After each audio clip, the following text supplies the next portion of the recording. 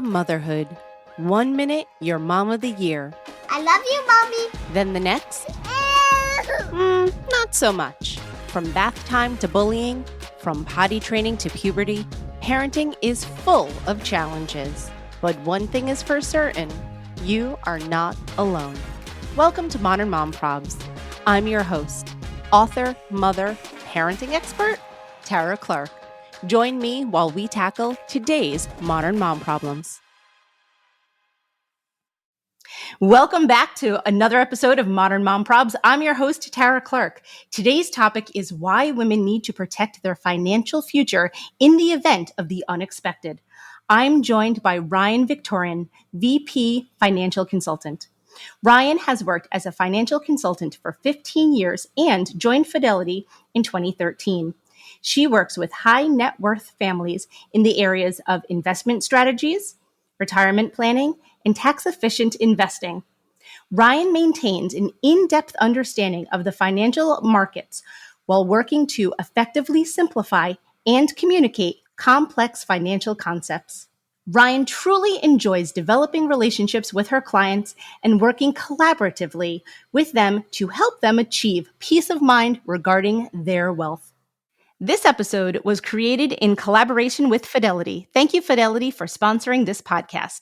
This month happens to be Life Insurance Awareness Month, and so I'm so excited to bring back Ryan Viktorin. Ryan, welcome back to the show. Thank you. I'm so thrilled to be back. I had so much fun last time, and I think this topic is really, really important. So very, very happy to be here. I'm so excited to see you. We were chatting before we got on, and I could talk to you forever about all kinds of different topics, but today's topic is a little bit more serious. Ryan, as I mentioned, you've been on the show before, but tell us a little bit about yourself. Well, as a financial planner, and again, I try to debunk some jargony things as we go through this. So I work with clients every day to try to understand what's important to them, the people that matter most in their lives, and of course, the goals they're hoping to accomplish. And I help them really get to organize and build their financial plan to help support everything that is important to them, in addition to some of the most serious topics that we're about to get into today. So that's the day-to-day for what I do. Yeah, well, thank you for doing that. So I'm just going to jump into it because why not, right? What is life insurance and what does term life insurance mean? Can you explain that to me? Yeah, so when we think about really what it is trying to plan for the unexpected in your life. And as you can imagine, an unexpected passing of someone. And we talk about things like life insurance planning a lot. Okay. And when we hear terms like that, even if it's like life insurance planning or financial planning or whatever, our brains immediately go to like numbers and math and quantitative stuff. And a lot of people just like tune out from that. And yeah, a huge part of my job is making the math work. But what I've realized over time in the 15 years that I've done this is that there is a massive qualitative aspect to what I do. When we're thinking about protecting those we love, we get into some heavy stuff, and never more so when we ask the question, what happens when I die? And no one really wants to think about this, but that's where life insurance starts to come in to the conversation. And I will get into more of the detail about that, but it's just important to acknowledge as well that especially women, and especially if you have young kids, it is unimaginable to think about who would take care of them when you're not there. But we want to really try to protect against the financial aspect of that. And so that's where life insurance comes into play. Yeah, I'm sure most people's eyes glaze over at the mere mention of life insurance planning. Oh yeah, they just check out of the conversation. Again, yes, it's the math, but it is because it's unimaginable that people say, I can't start to think about that. And like, listen, I get it. I have 7-year-old twin boys, and it's not something that myself and my husband ever really want to think about. And it's so big and it's so painful that sometimes we say, I'm just not going to do anything. Okay. And the reality is, if something were to happen to you, your family would be in the throes of grief, and that is inevitable. What you don't want at the same time is for your family to be panicked about finances.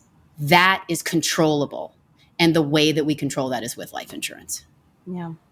How should women, moms, people like us start to even think about this? So, like, where do we even begin? Yeah. Often it's where do we begin, but also like, okay, I understand the concept that I need life insurance, but also, okay, but how much? Like that's really kind of the next natural question. And I think about the following framework for most people, right? So everybody's got a little bit of a different situation, obviously, but I categorize this in three major categories, especially for moms: debt, college, and income replacement. So I'm going to break those down in each one of them. Okay. So the first one is debt. All right. Now I'm thinking about this. I know we're talking about this for moms and it is crucial, but this is really for either parent. One is, especially as, you know, a financial planner, but what I want to see and just know for my clients is that if something were to happen to one of the two of you, if you were in a couple, is that there's enough life insurance so all debt is wiped out. So think mortgage, student loans, credit cards, car, any sort of debt, a check, gone. The debt is just gone right off the bat. Okay, so that's like option number one. Option number two is, you know, a lot of parents really have college as a major goal for their kids. And so you want to think, how many kids do you have and how much would the average cost of college be for that? And so you want to say, okay, debt is paid off and now college is paid for if something happens to me.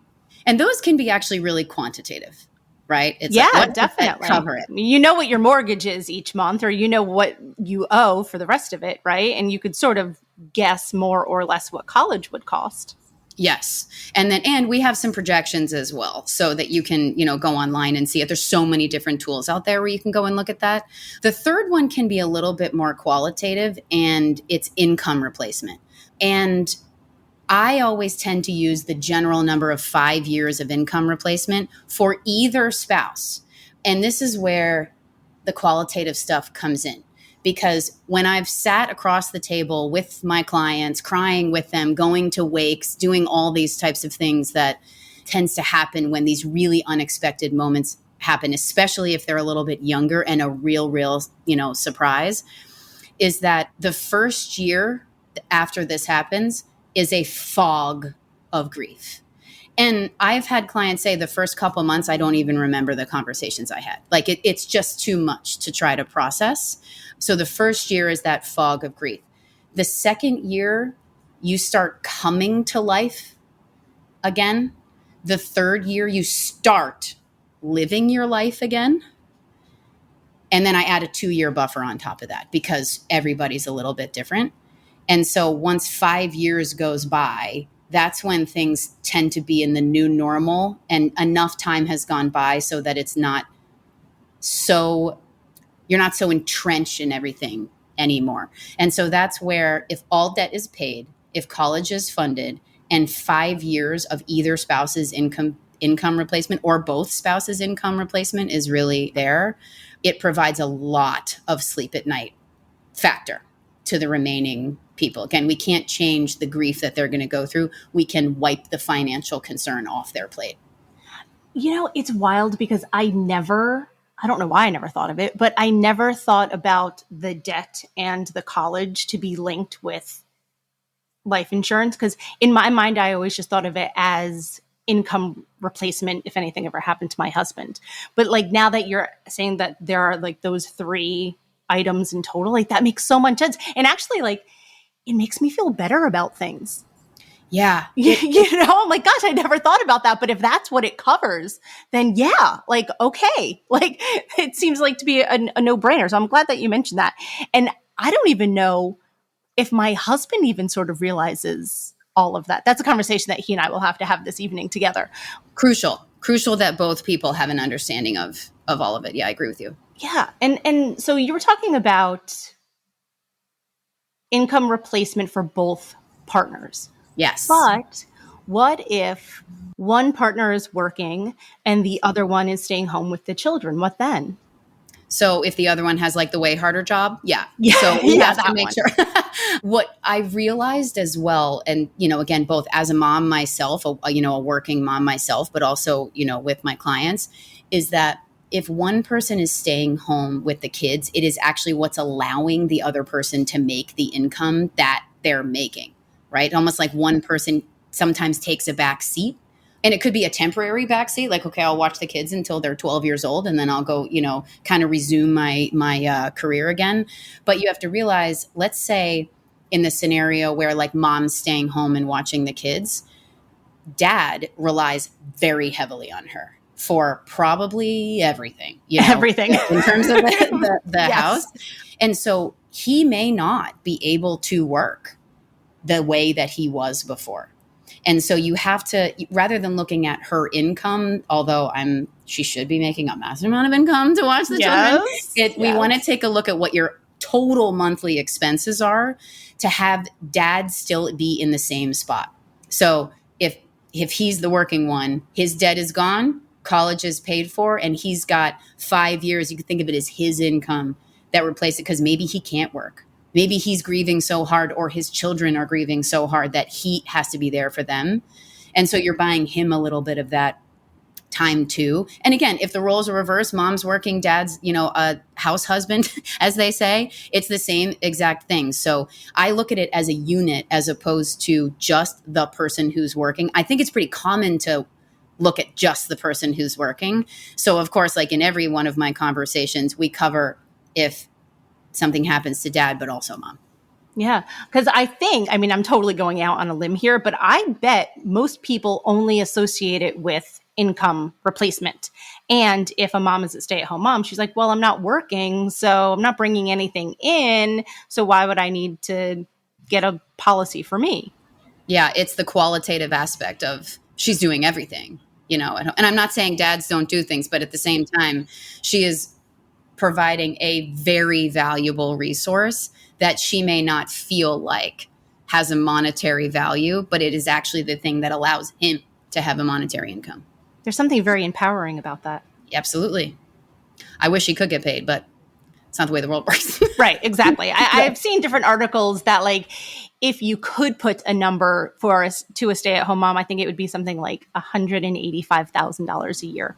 Oh, it'd be an industry with billions, worth billions. Yeah, absolutely. Yes. Right. Yeah. Exactly. Yeah. It was something like that. If you add up all of like the cooking and being a chauffeur and housekeeping and all of that kind of stuff, I think it would be just about $200,000.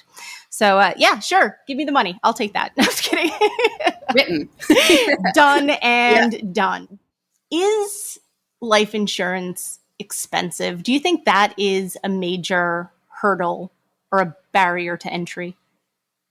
There's yes, I think there's what I would say a misconception that it is expensive, but it's a great question. And I have kind of a layered answer to this. So, the simple answer is no. Okay. It's not expensive, but it does get into the type of insurance that you get. So when we're thinking about the framework I talked about, remember debt, college, and income replacement, given your cash flow, cost is a factor, right? So like you want to make sure that the number that you have in mind and the cost of the life insurance itself doesn't like change your cash flow to a way where it feels unaffordable, right? So you want to make sure that that's a manageable number. And then so sometimes that does influence the answer of how much you actually get. But there's also, again, I keep coming back to it, the qualitative version of it is you have to think about the cost of not insuring your family. And as opposed to the actual bill of life insurance. But of course, there is a premium for it. But when you weigh it like that, the however much it's going to be per year on the off chance that it happens, weighing it in terms of, but what would happen if I don't have this? It seems very, very small comparatively. Yeah.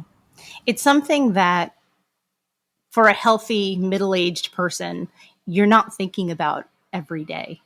But when you hear stories about friends who have lost partners or friends that you've lost in general, you think, gosh, like who's going to look after their family? Like how are they going to move on? And not only emotionally, but also financially. Yeah.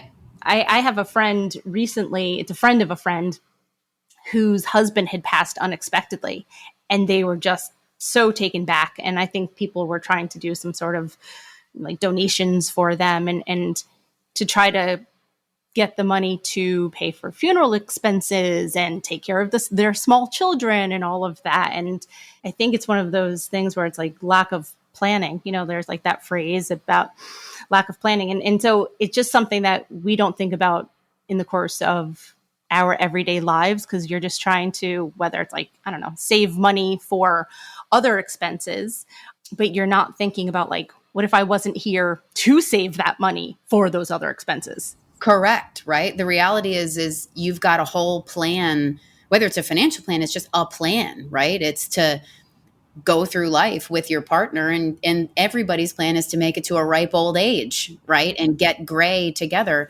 But accidents happen, health issues happen, and none of us can foresee when they're coming. And it's always saying like you want to plan for the unexpected, right?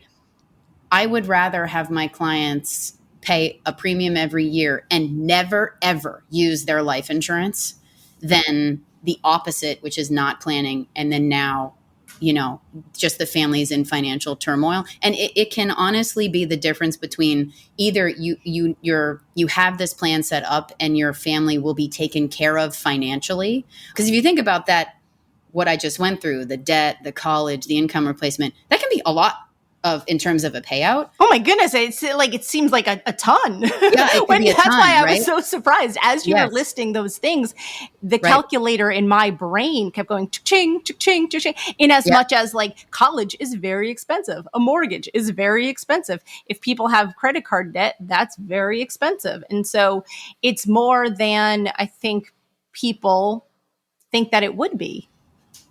Yeah. And it's probably not as expensive as they think it would be given the amount that we're talking about, which is really, and again, you can find this information online as well. The other thing to think about is it's not only that they may not have this influx of assets, it's that by someone passing away and not doing this planning, it could mean we lose a house, bankruptcy, the default on debt, credit is destroyed. So it's not only like, oh, they won't have all this money, it's that it could, everything could devastate you. Oh, I think, Devastate. I mean, this sounds totally morbid, but I'm just going to say it because now we're talking about this anyway. But I think about that kind of stuff with my husband and my family. If something, God forbid, happened to my husband, like what would we do? I know now because we do actually have planning in place, but it is a real concern. My husband actually last year, he had gotten very sick, and it was one of those times where I was really thinking about that. It's like, gosh, I hope we have everything in place. And he is a planner. And so thank goodness for him. And thank goodness that he got healthy and he's fine now. But there was a couple weeks where we weren't really sure what was going to happen. Yeah, that's a really scary time. And I think it's a common time to think, whoa, oh my God, I don't know if we have it in place. And even in that moment, if something happens health-wise, right, it could mean that major health event, trying to get it, now he's fine, but trying to get it after could be more expensive because now you've had a health event. And so even though you mentioned before, like, you and I are both like young, healthy moms with young kids and everything's fine, perfect time to go get, some insurance, because it's usually based on, how healthy you really are is also tied to your premiums. And so that's a great time to go and look at it. And again, it's like that. I think the phrase is something like, you don't put a home security system on your house after your house gets broken into, right? Like Yes. it's the same kind of concept, right? So, and it's the other reason I like that framework I mentioned before of the income, the debt, and the college is it can make it quantitative and take it away from like oh my God, I can't even fathom what's going to happen. So it's like, okay, debt is X, college is Y, your income is that, done. And like, so you don't even have to kind of almost feel it as much because you can tie the numbers to it. So sometimes it makes it a little bit easier. Yeah. Is there an exact age, not to put you on the spot for an age, but is there an exact age that you should start thinking about this? Because I could tell you when I was 18 years old, that was not the age that I was thinking about it. I mean, I don't know about an exact age, but I think about if you are a parent. So if you have a baby, think about it. Okay. If you own a home and you have debt, think about it. If you, if you want to send your kids to college, think about it. If so it's those types of things. So an 18-year-old maybe doesn't have they're just trying to get into college and woo. And that's their concern. But at the same time, as you start to get more of these responsibilities in your life, that's every life event is a way to think about it. So again, you get married, you buy a house, you have a baby, you adopt a baby, something changes, you get a second house, whatever it is, you got to think about those life events are tied to, do I have enough, life insurance in case something happens to me? Yeah. Ryan, it's always such a pleasure to chat with you. What are 3 takeaways? Give me 3 takeaways on planning for the future. So 1, just do it. That's the first one. I have to say, just go out and do it.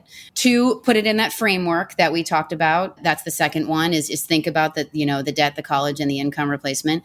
And then the third one is if your situation warrants something a little bit different, you have a child with special needs, you've got, different types of things that are part of your picture, or you have significant wealth, or something happens and you need more, talk to someone about it. And maybe that should be the number one anyway, is just talk to somebody about it. But either way, we're here, we're here to help. It's what I do to have these, types of conversations. So there's no harm in asking and being informed. How can we find someone we can trust though? Well, I mean, that's the sometimes the tough part about it, but also an objective third party, I think, can be helpful. And because even though let's say I was talking to you about this and I already love you so much, but at the same time, I'm not emotionally tied to your situation. So I can actually very objectively say, here's the math about it. Here's how we run it within the context of your cash flow and your financial picture. But anytime you're talking to any, professional, you want to see what's their designations, their licenses, their certified financial planner. That's what I have. And are they held to that fiduciary standard? So hopefully you find someone, that and that you do develop a relationship with. That's what I try to accomplish when I meet with my clients, is really get to know them. Yeah, that's perfect. I mean, that's exactly what a client would want, is someone that they can go to and say, listen, this is the situation. Help me. Help me help myself. Yeah. And I always say it's my job to know all this stuff, right? You don't have to be an expert in all this. That's why we're here. And there's also, a ton of resources online too. I was going to ask about that too, because let's say the average mom may not be as well versed or as financially literate as she can be. So where can we turn to get more information on this? Yeah. So for life insurance in particular, you can go to fidelity.com/term life, and you can learn a ton of information about this whole topic and how to think about it, and get more information, even run a quote for yourself as well. Oh, that's cool. Is there a little quote computer? Yes, all the bots in the world created this so that it's a lot easier from a digital experience, and it's very fast. I love that. Beep, bop, boop, bop, and then I get my quote. Yeah, exactly. Ryan, thank you so much for being here today. You're welcome. It's such a pleasure. And I really do encourage all your listeners out there to not be afraid of the topic, and just go make sure that you're protecting yourself and your family. Thanks for having me. Of course. It's such an important topic because, like we said earlier, it's not something that we're thinking about day to day. But when the unexpected happens, we need to be prepared. Yep. It's crucial. Yeah, that's right. Thanks, Ryan. Thanks.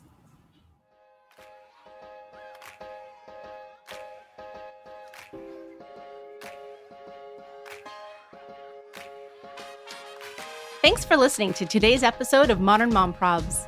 I hope you enjoyed our deep dive in today's problem with me, your host, Tara Clark. Join me next time when I'll be interviewing another great guest and tackling another modern mom problem. If you enjoyed today's episode, please leave us a review and a rating. As always, you could head over to Modern Mom Probs on Instagram and give me a follow, or check out my book, Modern Mom Probs, A Survival Guide for 21st Century Mothers, available online wherever books are sold. Well, that's it for today. See you next time, folks.